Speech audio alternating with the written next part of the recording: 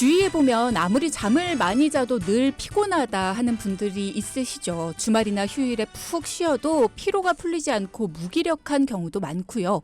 이렇게 현대인들은 스트레스와 잦은 야근, 또 불면증 등으로 만성 피로에 시달리는 경우가 많은데요. 통계청에 따르면 성인 10명 가운데 8명은 만성 피로를 느끼는 것으로 나타났다고 합니다. 무엇보다도 만성 피로가 지속되면 체력과 집중력이 떨어지면서 일상생활이 힘들어지고요. 심할 경우에는 다른 질환으로 이어질 수도 있다고 하죠. 자, 그래서 오늘은 현대인의 고질병 만성 피로에 대해 자세히 살펴보겠습니다. 한의학적으로 살펴주실 분 돈키호테의 척척 박사님, 보성한 의원 이만희 원장과 함께합니다. 안녕하세요. 네, 안녕하십니까? 네, 한 주 잘 보내셨습니까? 네, 덕분에 잘 보냈습니다. 날이 진짜 시원해지는 것 같아요. 살 것 같습니다. 그러니까요. 네. 얼굴이 좋아지신 것 같습니다. 감사합니다. 네. 오늘은 만성 피로에 대한 이야기를 좀 해보자라고 했는데 현대인이 앓고 있는 대표적인 질환 중에 하나가 만성 피로다. 이게 질환이군요.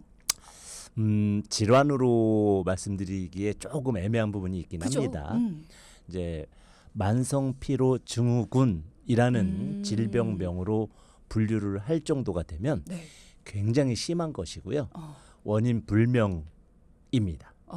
그러나 이제 만성 피로 증후군자를 빼고 만성 피로만 얘기를 한다면 1개월 이상 피로감이 이제 진행된 경우를 얘기하고요. 만성 피로 증후군은 6개월 이상. 그리고 저희가 한 달은 안 됐지만 네. 피곤했다가 또 하루 괜찮다가 피곤했다가 이런 것도 다 만성 피로로 말씀하시는 것은 이제 일과성 피로에 해당이 되죠. 그러니까 누구나 다 피로함을 느끼면서 살아가지만 그게 한 달, 두 달, 세 달, 네 달, 6달까지 쭉 지속되고 그중에 단 하루도 제외 없이 계속해서 이렇게 피로함을 겪고 있다면 그럼 이건 만성 피로 증후군이고 질환의 일종일 수 있다. 거기에 추가되는 조건이 붙는 굉장히 까다로운 증후군입니다. 만성 피로 증후군 먼저 설명드릴까요? 네.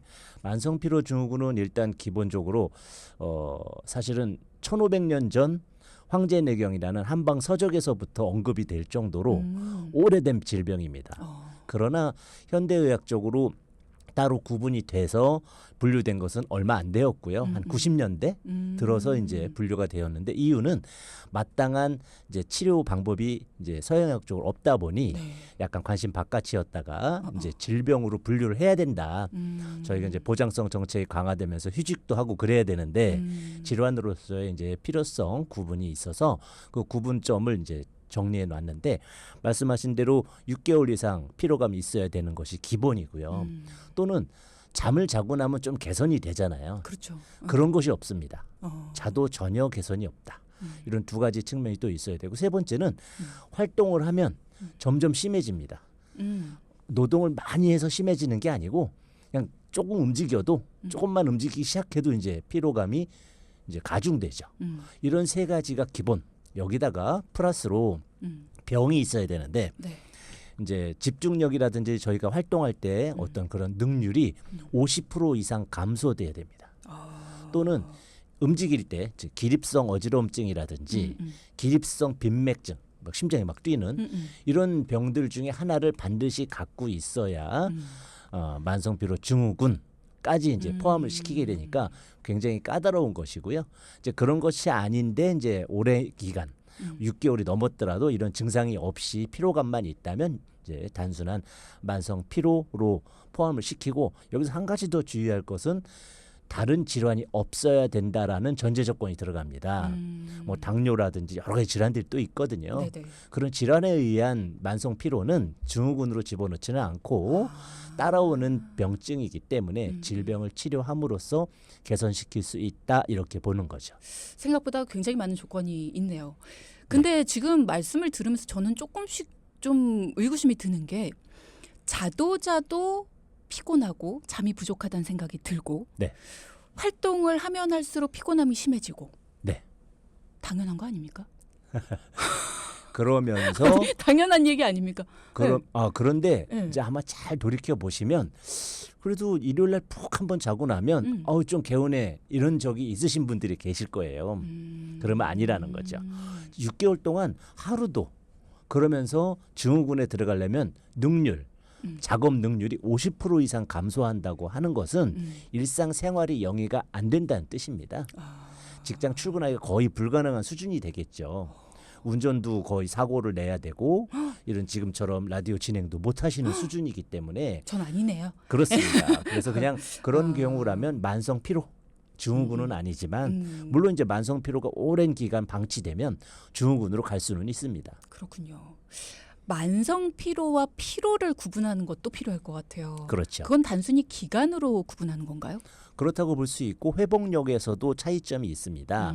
일단은 회복력이 없는 상태로 진행됐다 하더라도 2, 3주 정도 되었다면 아직은 만성은 아니고 일의 하중이 많아서 일시적으로는 일과성 피로로 볼 여지가 있거든요. 그런데 이제 만성 피로로 분류하게 되면 그런 피로감이 한 달 이상 지속이 되고 그리고 또 이제 잠을 자도 회복이 잘 되지 않고 하는 이제 그런 공통적인 증후군과 그런 특징을 가지고 있죠. 일단 앞서 1부에서는 피로감 그리고 만성 피로, 만성 피로 증후군 이 세 가지의 구별에 대해서 이야기를 나눠봤고요.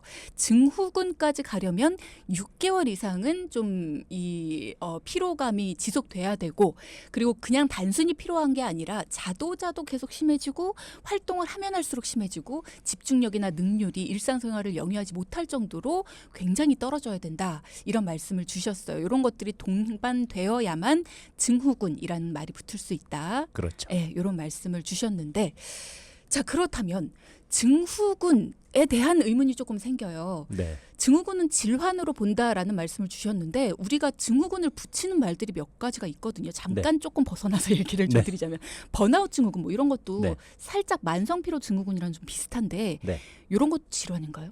이제 증후군이라는 병명을 붙이는 이유는 뭐냐면 원인을 잘 모르겠다입니다. 전제 조건이. 그렇지 않으면 증후군에서 빼요. 그래서 질환명을 붙이죠. 예를 들어서 간염에 의해서 피로가 옵니다. 그럼 그건 증후군에 들어가지 않고 빼서 이거는 만성 간염에 의한 피로가 되는 거고요. 갑상선 기능 저하증으로 인한 피로감은 또 글로 빠집니다. 그런데 어떤 증상은 비슷한데 원인을 모르겠어. 그런 그룹을 지어서 증후군이라고 이제 명명하게 되는 거죠. 그렇군요. 그러면 만성 피로 증후군 역시도 방금 말씀 주신 것처럼 원인은 불명확하겠네요. 서양의학적으로는 원인이 불명확한 것으로 일단은 규정이 되어 있고요. 이제 한방과 여기에서 약간의 차이가 발생하게 됩니다.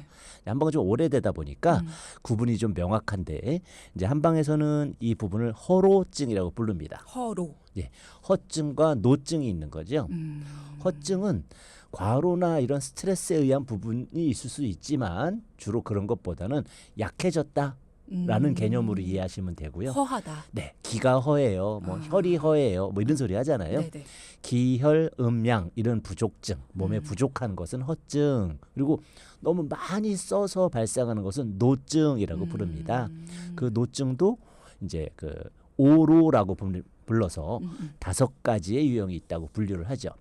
그것이 간신, 비폐신, 오장육부 들어보셨잖아요. 그 오장에 특이점이 있는 거죠. 우리가 한방은 체질의학이 또 유명하잖아요.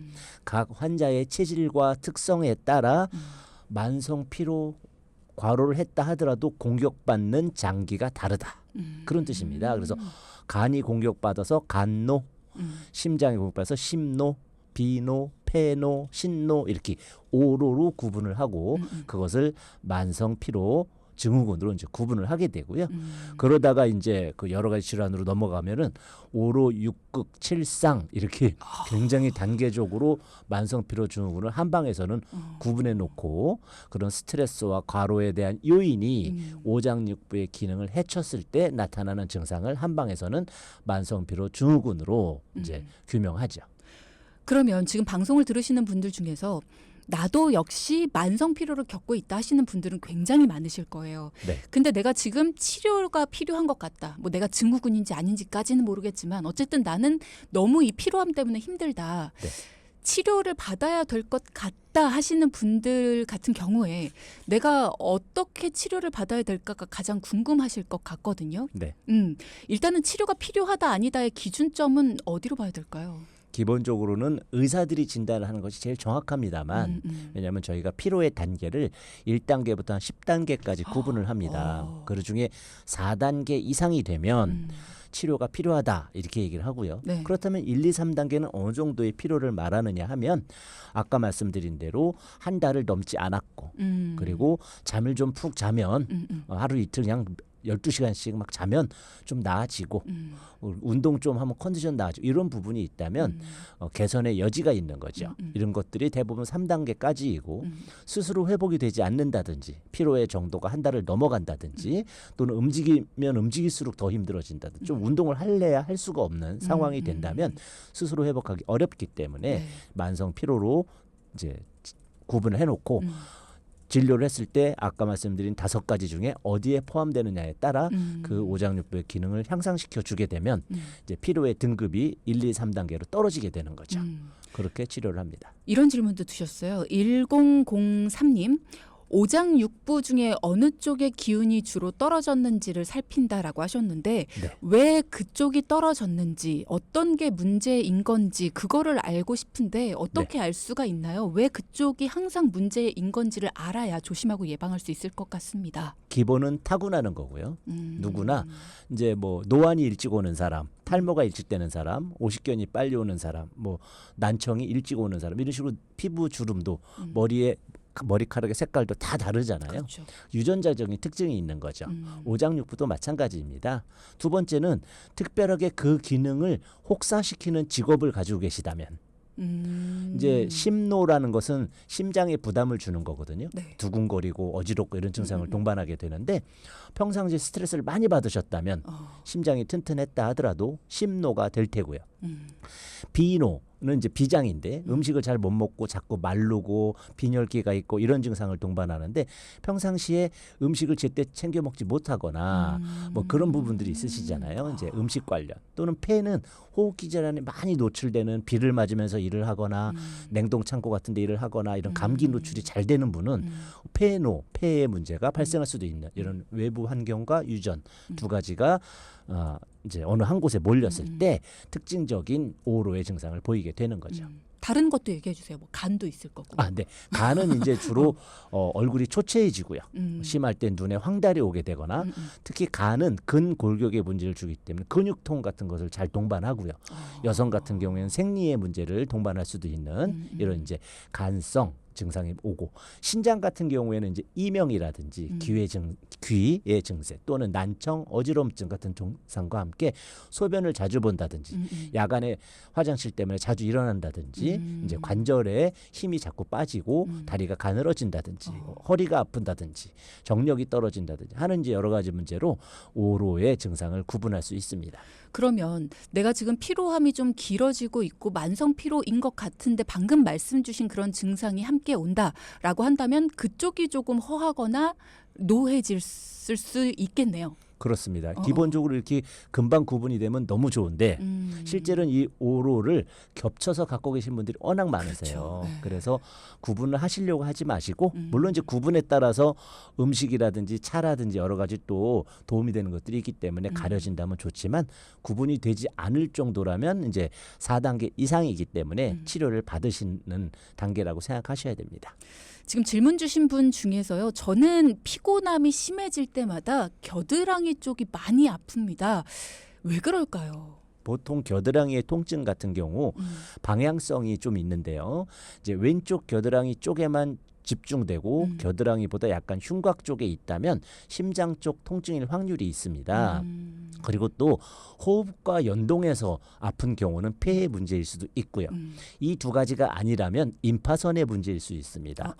애과 임파절이라고 해서 겨드랑이 쪽에도 임파선이 굉장히 많거든요. 임파선이라는 것은 임파성 백혈구가 흐르는 림프액이 흐르는 기관인데 림프액은 그 혈장 단백질 속에 임파성 백혈구를 보호하고 있어요. 얘들이 무슨 일을 하느냐? 음식과 호흡으로 폐와 혈액에 들어온 세균, 바이러스, 뭐 암세포, 염증 등등 많겠죠. 이런 것을 잡아먹는 탐식 기능을 하는 백혈구들인데 걔네들이 이제 딱 그 우리로 치면 해병대 같은 그런 백혈구들이 다니는 길입니다. 그런데 면역이 떨어져서 계속 외부에서 들어온 바이러스랑 열심히 싸우느라고 지쳐 있어요. 면역이 떨어졌어요. 또는 우리 코로나 때문에 백신을 여러 차례 맞고 감염도 여러 번 됐어요.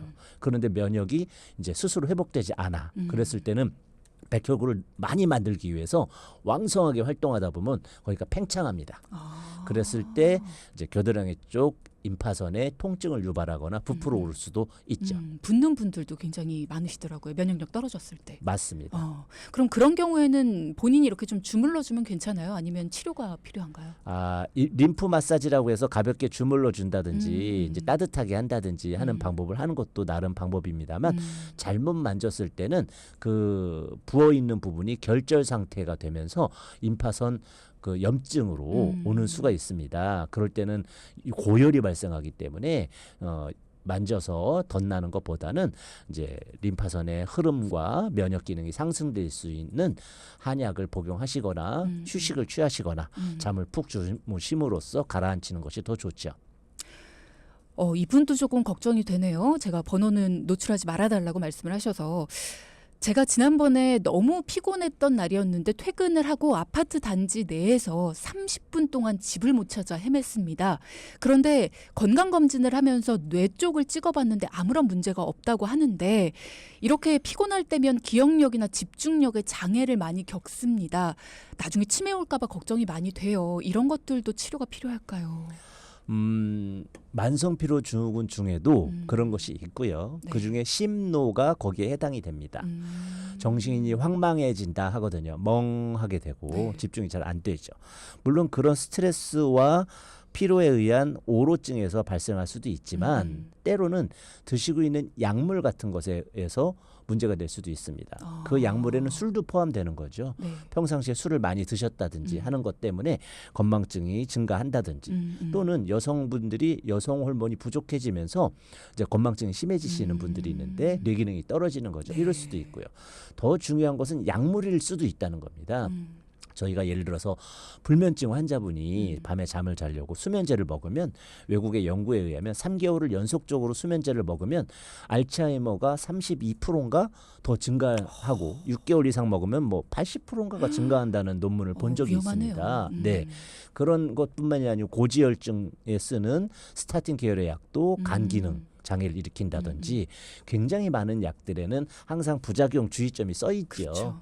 저희가 알아두실 거는 모든 약은 독이다 이런 말이 들어보셨을 겁니다. 약은 다 독입니다. 물론 한약 중에는 식품성 한약으로 복분자, 구기자, 산수유, 오미자 이런 것들은 이제 식품에 포함되지만 한약에도 약독성이 높은 것들이 있겠죠. 그런 양약이든 한약이든 모든 약은 함부로 드실 것이 아니고 장기간 복용하지 않으셔서 좀 빼주셔야 이제 그런 부분에 의한 지금 같은 치매, 전조증 같은 증상을 예방할 수가 있겠고 혈관에 뇌에 문제가 CT, MRI상 없다 하더라도 가까운 한의원에 방문하셔서 그 심노 증상이 있는지 또 비노에도 가끔 그런 건망증 성향이 있거든요. 그런 쪽이 있는지 또는 이제 신노에도 이제 기능이 떨어지는 뇌의 노화에 관련된 여러 가지 약물들이 있기 때문에 네네. 이런 구분을 해주신다면 해결이 되지 않을까 생각합니다. 많이 걱정이 되실 것 같습니다. 이런 부분은 그래도 본인이 많이 노력하시고 그렇죠. 네, 그리고 좀 즐겁게 살려고 노력을 하시면 좀 좋아지시지 않을까라는 생각이 들고요.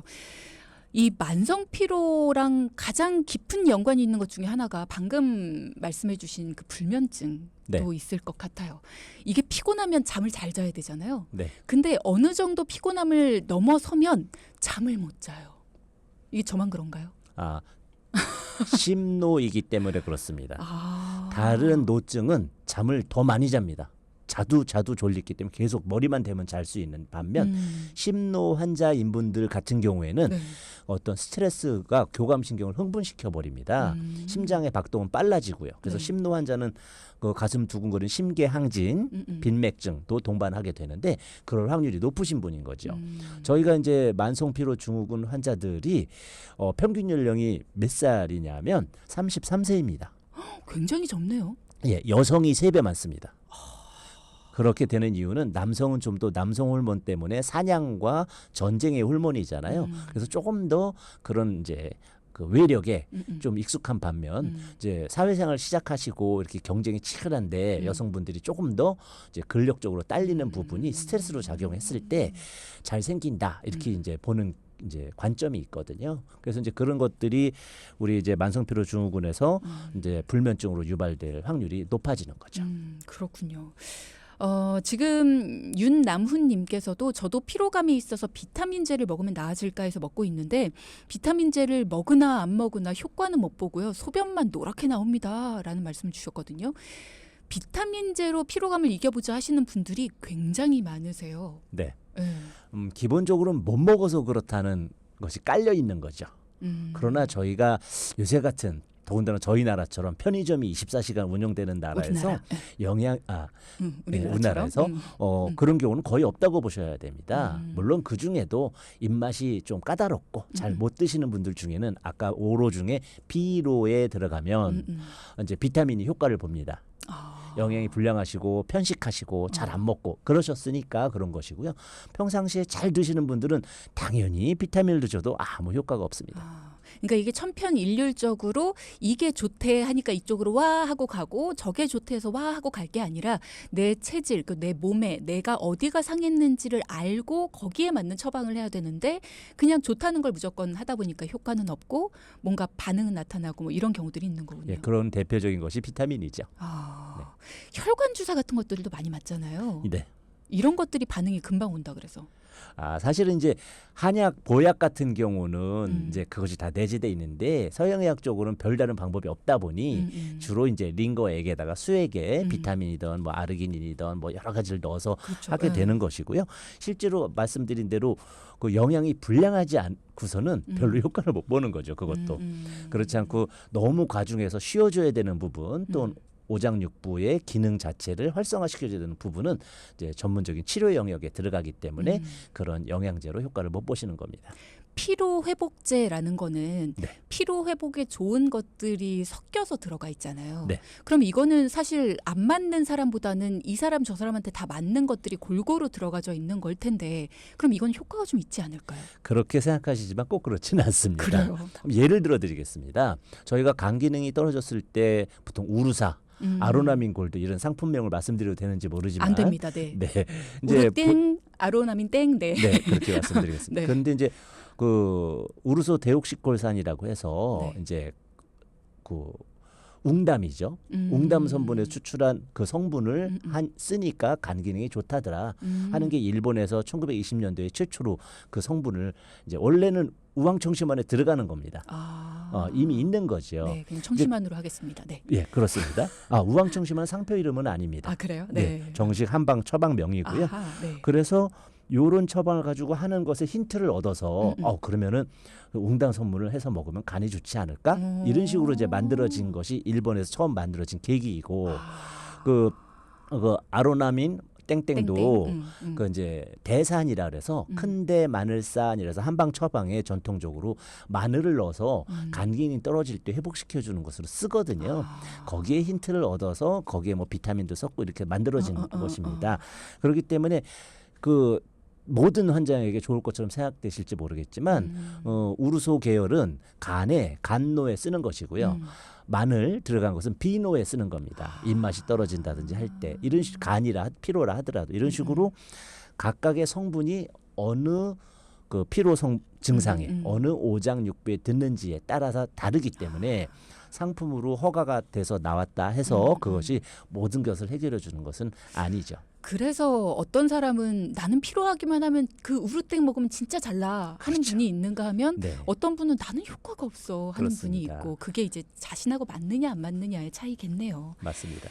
자, 이분의 고민도 좀 해결을 해봐야 될 것 같습니다. 제가 직업상 3교대를 합니다. 그렇다 보니까 항상 낮과 밤이 일정한 게 아니라 계속 바뀌는데 이런 일상 패턴이 바뀌지 않고 계속되다 보니 만성피로가 왔습니다. 치료를 받는다고 하더라도 패턴이 바뀌지 않으면 만성피로는 또 오지 않을까요? 라는 고민을 주셨네요. 그렇습니다. 저희가 특히 야간 작업 하시는 분들이 그쵸. 제일 문제인데 사람은 유전적으로 최소 100만 년 이전부터 태양에 의존해서 살아왔기 때문에 유전자가 거기에 고정되어 있습니다. 무슨 뜻이냐면 새벽 4시부터 12시까지 낮 12시까지는 배설시키는 기능을 주로 합니다. 그래서 과식하는 것이 좋지 않죠. 그리고 12시부터 밤 8시까지는 보충하는 내 몸에 흡수하는 기능을 주로 수행하게끔 몸이 돌아가고 있고요. 밤 8시부터 새벽 4시까지는 이제 그 축적하는 이제 그런 기능을 이제 하게 돼 있거든요. 이제 거기에 맞춰 살아야 되는데 몸에 축적하는 시간에 활동을 하고 아침에 막 이제 배설해야 되는 시기에 막 많이 먹어 야근 끝나고 와가지고 새벽일 끝나고서 막 먹고 이런 식으로 반대로 이제 살게 되면 그 시기 때 오장육부가 굉장한 부하에 걸리게 됩니다. 내가 일해야 될 시기가 아닐 때 일을 하니까 그럼으로써 여러 가지 질병이 오기 때문에 그래서 그런 이제 수면 패턴이나 이런 그 어떤 건강에 문제가 되는 직종에서는 장시간 근무하지 마시고 몇 년간 했다면 조금 이제 직종을 바꾸거나 업태를 바꾸는 그런 것이 현명하다 생각합니다.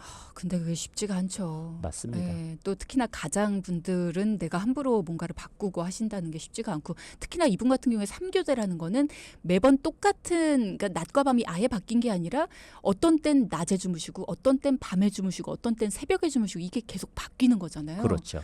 이런 경우엔 더 힘드실 것 같아요. 맞습니다. 저기 특히 의료계통에 그 나이트 킵 뛰고 3교대가 경찰분들도 그렇고 네, 마찬가지입니다. 이제 소방관분들도 그렇고. 그 봉사하는 분들이 대부분 맞아요. 이제 이런 문제를 갖게 되고요. 그래서 나이트 근무를 하셨던 분들은 반드시 나머지 정상적인 근무 시간에 남들보다 더 집중적인 만성 피로에 대한 대응, 음식이라든지 수면. 내가 어제 나이트를 했는데 오늘 은행 업무도 봐야 되고 뭐 또 친구도 만나야 되고 안 됩니다. 안 되죠. 아주 맞아요. 철저하게 관리하시는 것이 필요하죠. 운동이나 뭐 스트레스 푸는 것도 뭐든 하나씩은 꼭 필요하고요. 그렇습니다. 자, 그럼 한의학에서 만성피로 치료하는 방법에 대해서도 네. 빠르게 알아보죠.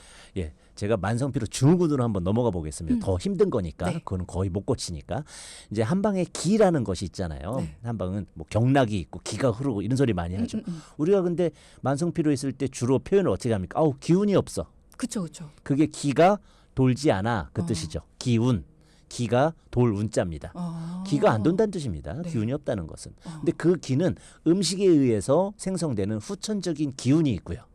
그것이 계속 손상되다가 나중에 선천적인 기운이 있습니다. 한방에는. 이제 어렵지만 재미있는 무협지 같은 얘기인데 한방에서는 종기라고 해서 태어날 때부터 갖고 있는 근원 에너지가 있습니다. 그거를 손상되면 급격히 늙거든요. 그리고 큰 질환이 오게 되는데 네. 그것이 만성피로 증후군입니다. 한방에서는. 즉 경락 중에 임동맥이라고 해서 전신을 이렇게 중앙에서 도는 경락이 있고요. 네. 실제로 저희가 임동맥을 뚫어주면 만성피로 증후군으로 힘들어하시는 분들이 급격하게 회복이 되십니다. 어딥니까? 이제 한 자리가 있는 것은 아니고 어딥니까? 네. 임맥이라는 것은 이 턱부터 네. 시작해서 생식기 있는 데까지 이고요. 동맥은 꼬리뼈에서부터 이렇게 올라와서 백회를 정수리를 지나서 인중 위까지 입술 위 거기까지를 동맥이라고 합니다. 몸의 정 가운데 쪽이네요. 예, 가운데 있는 임동맥이라는 두 개의 경락이 있는데 그 부분의 순환이 점점점 늦어지다 나중엔 그 경락에 기름기도 생깁니다. 스트레스를 많이 받으면 우리가 화병에 다루었던 가슴 부위에 있는 부위에 기름이 쌓이듯이 머리 쪽에도 기름이 생깁니다. 그 경락에 막힌 부위를 한방에서 찾아내죠. 찾아내서 침이나 여러 가지 방법을 통해서 뚫어주고요. 그러면서 종기를 보강하는 약은 따로 있습니다. 후천지기를 보강하는 것은 우리가 뭐 쌍화탕 많이 들어보셨죠? 휘천대보탕 이런 것들이 다 그런 계통의 약인데 타고난 기운도 올려주는 그런 약재들이 있고요. 그런 것이 이제 주로 얘기하는 공진단 이런 것입니다. 그런 류의 것을 써서 그 증후군, 만성피로 증후군도 회복시킬 수 있기 때문에 포기하지 마시고 집중 치료 받으시면 가능합니다. 평소에 내가 너무 피곤하다, 피로하고 막 눈도 뻑뻑하고 뭔가 뭐 계속 몸도 찝찝하고 어떻게 할 수가 없다. 근데 지금 당장에 내가 치료를 받더라도 치료 기간이라는 게 있으니까요. 지금 당장 일상생활이 너무 힘들다 하시는 분들이 지금 당장의 피로감을 조금 해소할 수 있는 방법 없을까요? 당장의 피로감이 해소된다면 일단 만성피로 증후군은 아니신 거고요. 아하. 증후군은 그게 불가능하기 때문에 거의 네. 사실은 입원 치료 수준이거든요. 그리고 직장을 못 다니는 휴직계가 가능한 진단명이기 때문에 네. 그런데 이제 지금처럼 말씀하시는 건 일과성 피로들입니다. 어쨌든 어떤 조치를 통해서 오로에 따라서 뭐 심노에는 연시에서 나오는 연자육 차를 먹는다든지 뭐 이명이 들리거나 뭐 간이 안 좋으면 골세보라는 것을 먹는다든지 뭐 비장이나 그런 데가 안 좋으면 인삼 황기 이런 것을 먹는다든지 하는 방법만 가지고도 많이 회복이 되시고요. 제일 중요한 수면 패턴의 문제라면 밤 11시부터 새벽 4시까지 멜라토닌이 가장 많이 나온 시기에 무조건 잠을 자는 이제 그런 방법을 한다든지 또는 반신욕을 한다든지 이런 방법만 가지고도 많이 회복이 되시는데 그런 분들은 일과성 피로다. 그리고 한 달이 넘어가서 만성 피로만 되더라도 이런 피로 회복 조치를 잠깐 해선 되지 않고 네.